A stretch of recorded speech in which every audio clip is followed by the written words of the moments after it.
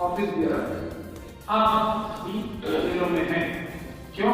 क्योंकि इस कुल के नजरिया में, इस कुल के आइन में इतनी ताकत आपकी बात है, लेकिन थोड़ी मेहनत ज्यादा है, थोड़ी टाइम जरूर है। अब जो रेट हुई है ये भी समझिए, क्योंकि एक के बाद एक कोर्ट ऑर्डर करेंगे ऐसा है। और कपिल मिश्रा साहब का नाम पहुंचने वाला है और उसके बाद जो उनके बड़े लीडर है अमित शाह साहब, इसी डर से वो सारे सबूत छीनने हमसे आए, लेकिन अल्लाह ताला ने नाकाम। एक ये लोग बेचारे दुनिया को, लेकिन उससे भी बड़े जो सबूत को छीनने आए थे वहां पे, वो है इस सरकार के करप्शन के बारे में। ये बहुत लोग नहीं जानते, शायद मैं आप लोगों को इसलिए बता रहा हूं कि आप लोगों को ये बातें रहनी चाहिए।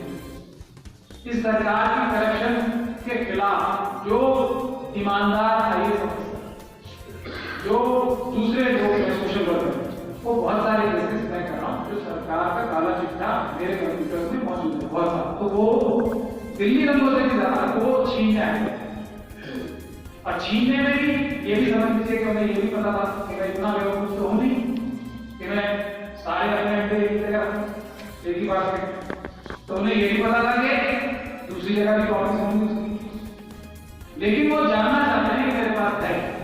तो अल्लाह ताला ने उस चीज से भी महसूस रखा कि वो अभी नहीं जान पाए कि हमारे पास उनके खिलाफ, उनकी करप्शन के खिलाफ, उनकी लूटमार के खिलाफ, इस सरकार की जो डकैतियां डाली हैं मैंने आम आदमी के ऊपर, उसके क्या क्या सबूत हमारे पास मौजूद है। और जो इस मुल्क को खोखला करने की, जो चाइना के साथ जो एकदम बुलबुल रवैया किया जा रहा है, हमारे मुल्क की जमीनें दी जा रही, उसके बहुत सारे सबूत मेरे पास हैं।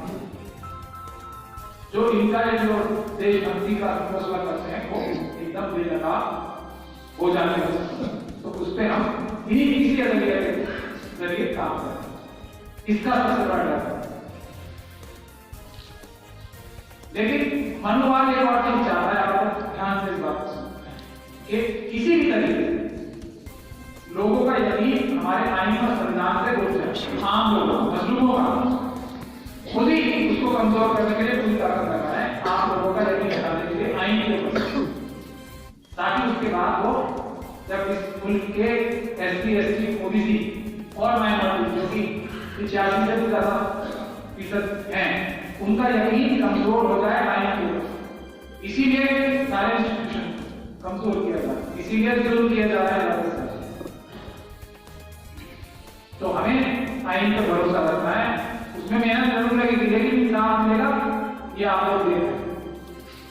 और अभी बहुत सारे लोग जाने हैं दिल्ली हम ऐसे नहीं छोड़े, बहुत हो गया गुजरात, बहुत हो गया मुजफ्फरनगर, बहुत हो गया दूसरे जगह। अब ये आए हैं वहां पे, उन्होंने किया है, हमारी पूरी कोशिश है। एक चीज जो आज से पहले होती आई है वो ये ठीक है, चाहे वो एससी के खिलाफ वो शेड्यूल कास्ट कमेटी के साथ या शेड्यूल ट्राइब के साथ या मुसलमान हमला करेंगे, मारपीट करेंगे, जुल्म करेंगे, ज्यादती करेंगे, और फिर मुकदमे बनाएंगे ही हमारे लोगों के खिलाफ, ज्यादा एक दो बनाएंगे लोगों के खिलाफ। हमारे लोग आजकल क्या करते हैं, जो होती रही है रिवायत के तौर पर, हम हंसा ये आदमी हंसी कमेटी क्या ज्यादा से ज्यादा हम लोग को छुड़वा लेते हैं, समाज को बड़ी हो जाते हैं वो लोग 20-20 साल तक जेल। लेकिन उससे उनको कोई फर्क नहीं, उनके पास उनके पैन में स्याही कम नहीं होती। जो संविधान तोड़ के पुलिस ऑफिसर संविधान तोड़ के अपने राजनीतिक आकाम खुश करना चाहते हैं, उनकी कलम में स्याही खत्म नहीं होती। एक दंगा खत्म होता है दूसरा शुरू हो जाता है, एक हमला खत्म होता है दूसरा हमला शुरू हो जाता है। हम लोग सिर्फ अपने लोगों को छुड़ाते हैं।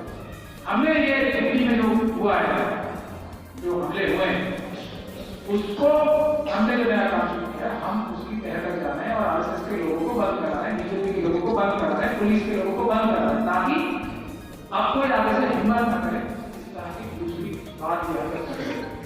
कुछ ना कुछ तो उनके ऊपर रुकावट लगनी चाहिए, पता होना चाहिए कि अगर मैं आज एक काम कर रहा हूँ तो कल मुझे फांसी भी हो सकती है, कल मैं जेल भी जा सकता हूँ। और आज में जो आईपीएस अफसर बन के यहाँ पे शेर का निशान लगा के हमारे देश की शान लगा के घूम रहा हूँ, मैं जेल भी जा सकता हूँ।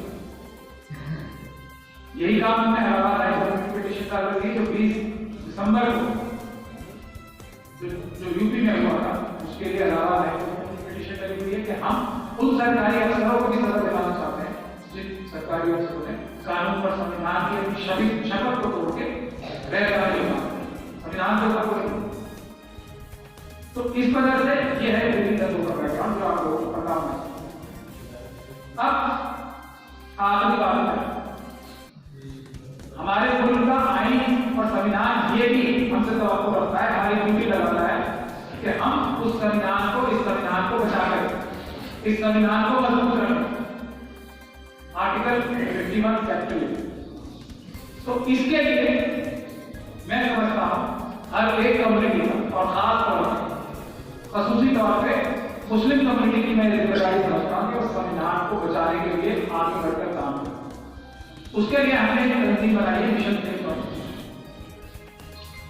उसमें मैं आप लोगों से दरख्वास्त करना चाहता हूं कि उसका वेबसाइट पे जाएं www.missionSafeConstitution, उस पर मेंबरशिप हासिल करें। लेकिन उससे भी जरूरी चीज क्या है, आपसे माफ करें, बल्कि उससे भी हमारे SC ST OBC भाई हैं, दूसरी माइनॉरिटी हैं, सिख क्रिश्चियन बौद्ध, उनको भी इनवाइट करें कि वो से ज्वाइन करें। उससे भी अहम बात क्या है कि हमें हर डिस्ट्रिक्ट में और खुसूसन यूपी में तंजीम बनानी है संविधान की सुरक्षा के लिए।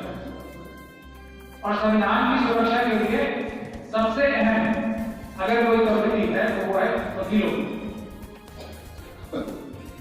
तो मैं आप लोगों से व्यवस्था एक गुजारिश करने आया हूं कि हमें हर डिस्ट्रिक्ट शुरुआत करनी है।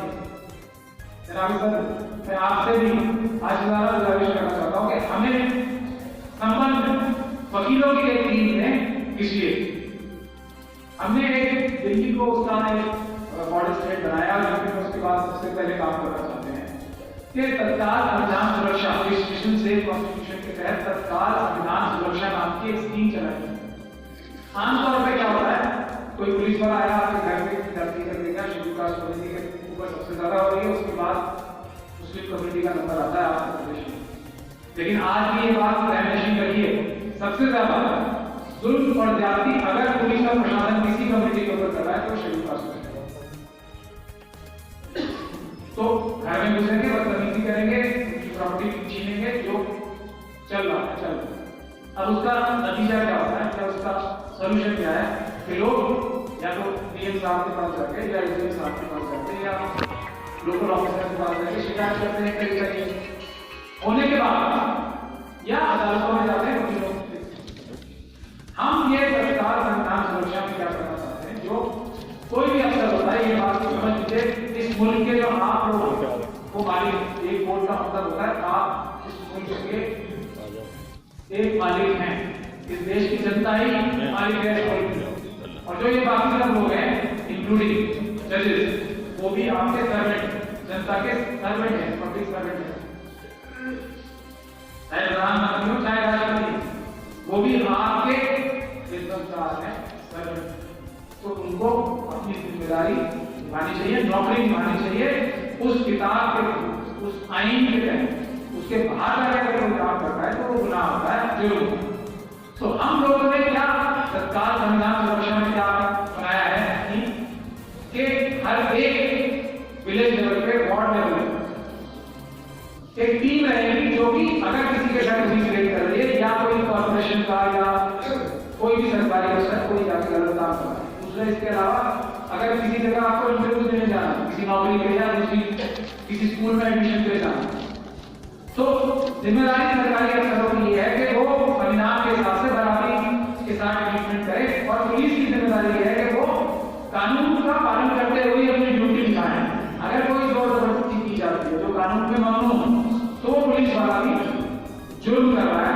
तो ये हमारी टीम है, हम इसके लिए हेल्पलाइन नंबर भी बनाए, district wise, block wise, panchayat wise, और तुरंत थोड़े ही टाइम में, जितना बहुत कम टाइम में जब ये कार्रवाई चल रही हो सरकारी, तो हमारी टीमें मौके पर पहुंचकर उस पुलिस के अफसर को या उस पुलिस की रेडी पार्टी को, उस सरकारी अफसर को जो इंटरव्यू लेने बैठा है या दूसरी कोई चीज होती है उसमें उसको मजबूर करें कि आपकी जिम्मेदारी है कि इसके लिए आप इस तरीके से काम करेंगे, किसी और तरीके से काम नहीं करेंगे। ये हमने संविधान की ताकत हमारे मुल्क में दिखानी है। कोई एमपी एमएलए चीफ मिनिस्टर बन के संविधान से ऊपर नहीं हो जाता और कोई भी अफसर संविधान से हटके काम नहीं कर सकता। ये हम सब लोगों की जिम्मेदारी है, आइन में लगाई है। इसको निभाने के लिए हमने ये स्कीम निकाली है, तरीका निकाला है। सबसे पहले तो मैं आप लोगों से गुजारिश करता हूं, अगर जो लोग मेरी बात से इससे इत्तेफाक करते हैं कि इसकी जरूरत है और इस पर अमल करना चाहिए, तो वो हाथ उठाकर कम से कम बताएं कि क्या ये अच्छी चीज है। बहुत शुक्रिया। अब इससे होगा क्या? इससे ये होगा कि अदालतों के ऊपर से बोझ कम होगा।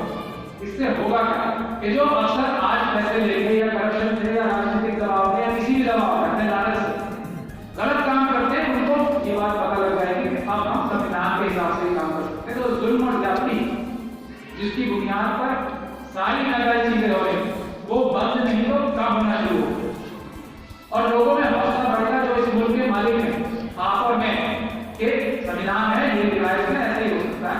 पर हम ये नहीं कि हम अदालत का इंतजार करेंगे, आपने हमें मार दिया, पीट दिया, जो भी जाति जुल्म करना था कर लिया, अब हम वेट करेंगे कि हम अदालत में जाए, वो नहीं, फौरन, क्योंकि जिम्मेदारी है उस अफसर की कि संविधान के हिसाब से, कानून के हिसाब से नहीं करेगा तो हम उसकी वीडियो भी बनाई जाएगी। उसकी पूरी हमने जो होता है वो तरीका बना रखा है। जो हमारी युवा एक अच्छी बात तो यह है कि जितनी भी लॉ की यूनिवर्सिटी है और उनसे बाहर वो जो पुलिस जो वो छुपा रही है हमारे 15 मिनट की वीडियो जो वो देना नहीं चाहते, और हम ये कह रहे हैं कि वो सामने आ जाएगी तो हम एक बार बोलेंगे कि दुनिया देखेगी क्या हुआ।